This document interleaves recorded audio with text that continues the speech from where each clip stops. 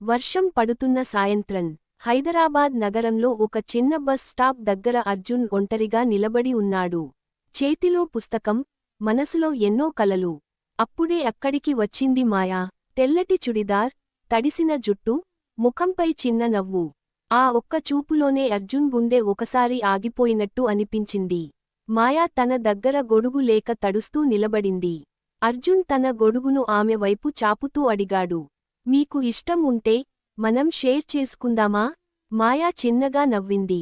Thank you. ఆ రోజు మొదలైంది వారి ప్రయాణం. ప్రతిరోజూ అదే బస్ స్టాప్, అదే టైం, అదే చూపులు. మాటలు తక్కువ, ఫీలింగ్స్ ఎక్కువ. కొన్ని రోజుల తర్వాత మాయా అడిగింది, నువ్వు ప్రతిరోజు ఇక్కడ ఎందుకు వస్తావు?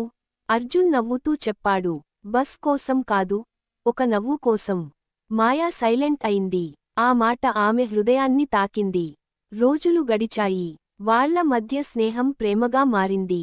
ఒక రోజు పార్క్లో కూర్చుని మాయా అడిగింది, నన్ను ఎంత ప్రేమిస్తావు? అర్జున్ అన్నాడు, నువ్వు ఊపిరి తీసుకునేంత వరకు కాదు, నేను ఊపిరి తీసుకునేంత వరకు. మాయా కళ్లలో నీళ్లు వచ్చాయి. కానీ కథ ఇక్కడే మలుపు తిరిగింది. మాయా ఫ్యామిలీ వాళ్ళు ఆమెకు పెళ్లి ఫిక్స్ చేశారు. ఆ విషయానికి తెలిసిన అర్జున్ గుండె పగిలిపోయింది. చివరిసారి కలిసిన రోజు వర్షం పడుతోంది. అదే బస్ స్టాప్. మాయా ఏడుస్తూ చెప్పింది, నిన్ను వదిలి వెళ్లడం నా వల్ల కాదు. అర్జున్ ఆమె చేతిని పట్టుకుని చెప్పాడు, ప్రేమ అంటే కలవడం కాదు మాయా, ఎప్పటికీ మనసులో ఉండిపోవడం. మాయా వెళ్ళిపోయింది. కానీ ప్రతి వర్షం పడినప్పుడు అర్జున్ ఇంకా అదే బస్ స్టాప్ దగ్గర నిలబడుతూనే ఉంటాడు.